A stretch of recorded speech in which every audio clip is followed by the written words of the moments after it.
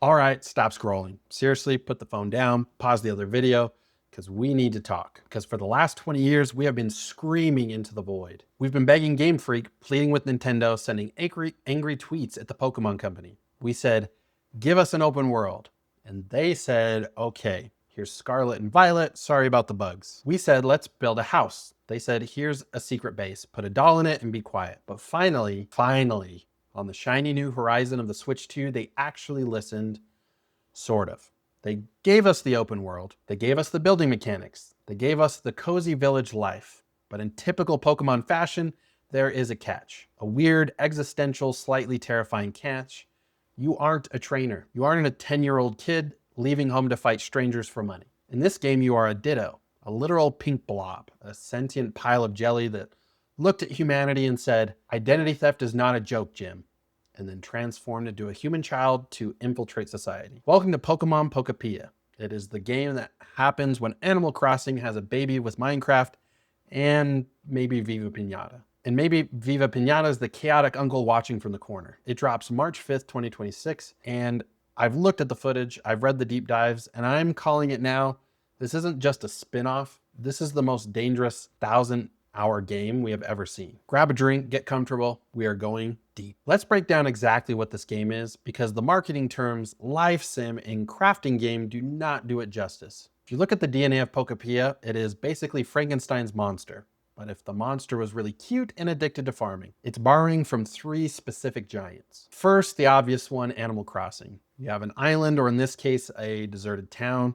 You have neighbors, you have furniture, you have debt. Okay, maybe not the debt. We don't know if Tom Nook has a cousin here yet, but the vibe, it's pure New Horizons. You are curating a vibe.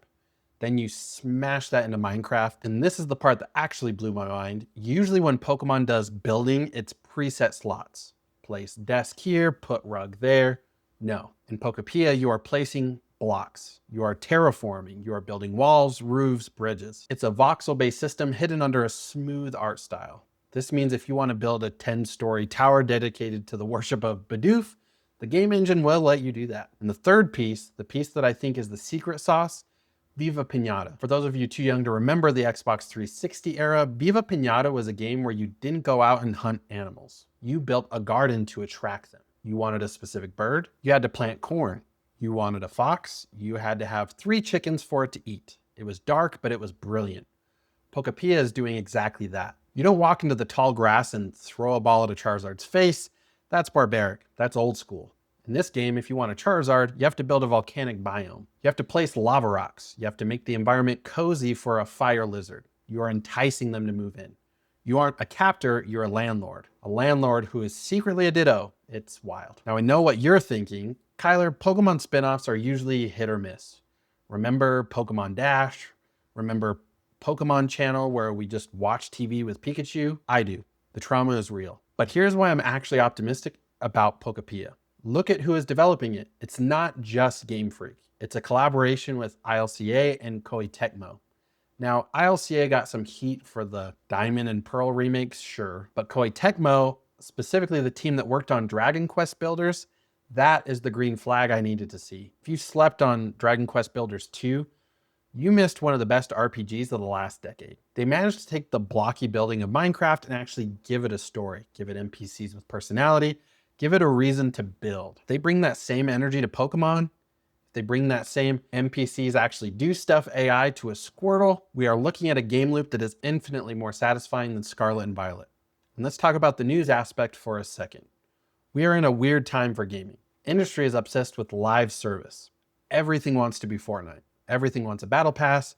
But when you look at the charts and people are still playing Stardew Valley 10 years later, people are still modding Skyrim, people want a world they can live in. The Pokemon Company is smart. They know the main series games are for the competitors and the kids.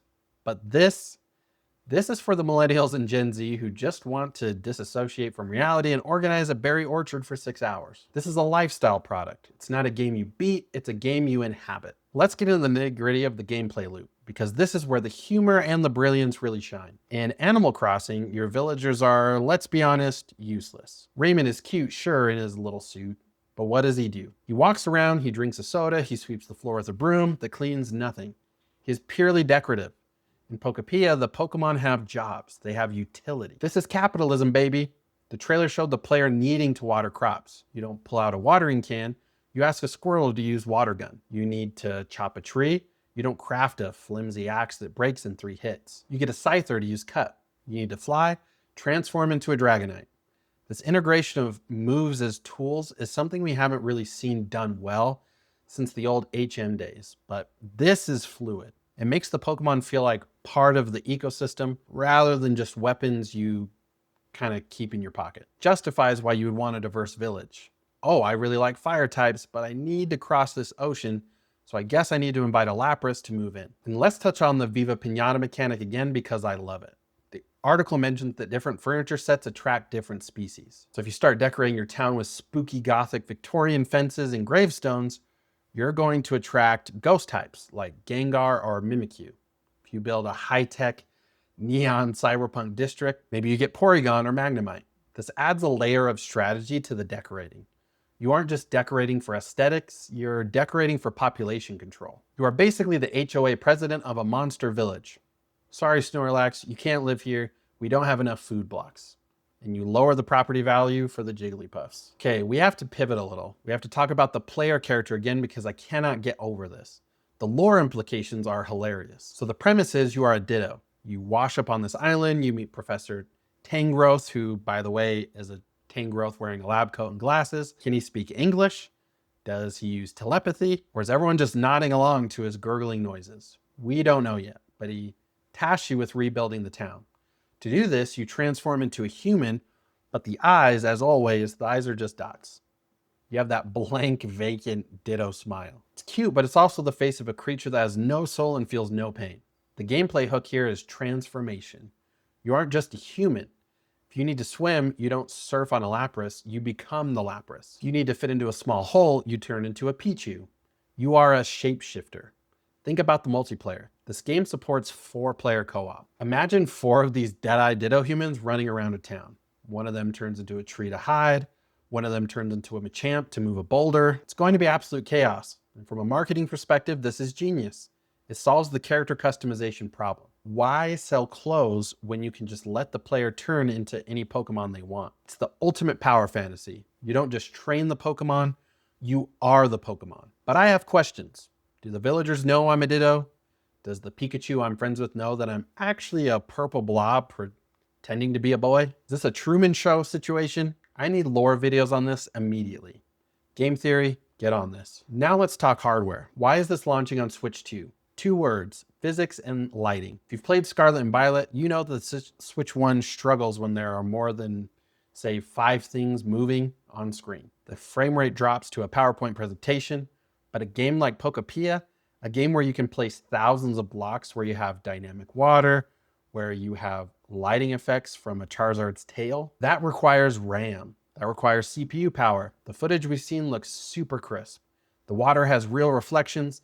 The lighting engine looks like it has ray tracing, or at least very good baked lighting. This is the tech demo for the cozy crowd. They want to show us that the Switch 2 isn't just for high fidelity shooters, it's for making your virtual farm look absolutely gorgeous at sunset. And this leads me to my forever game theory.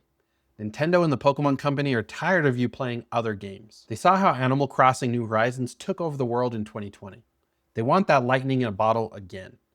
But Animal Crossing has a flaw. Eventually you run out of things to do. You catch all the fish, you pay off the loan. By mixing in the Minecraft creative freedom and the Pokemon collecting addiction, they are trying to create a loop that never ends. You can always rebuild. You can always try to attract a different Pokemon. There are over 1,000 of them now, remember? This game is designed to be played for years, not weeks. It is a live service game disguised as a cozy single player experience. So where does that leave us? I think Pokemon Pokopia is going to be the sleeper hit of 2026.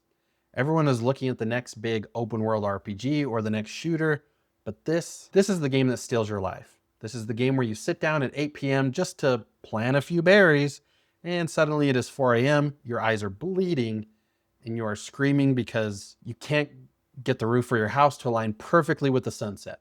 It's charming. It's weird. It's got a Ditto with an identity crisis. And frankly, it's exactly the kind of low stakes, high creativity chaos we need right now. But as always, I want to know what you guys think. Does the idea of playing as a Ditto creep you out, or is it the best thing ever? Are you ready to abandon your Animal Crossing island for this? And maybe the most important point of all, which Pokemon are you trying to attract to your village first? If you say Mr. Mime, you are unsubscribed. I don't make the rules. Drop a comment below. Let's argue about the best starter to recruit. If you enjoyed this deep dive, hit that like button. It helps the algorithm know that we like weird Japanese games. I'm Kyler Ray. I'm gonna go practice my Ditto face in the mirror, and I'll catch you on the next one. Peace.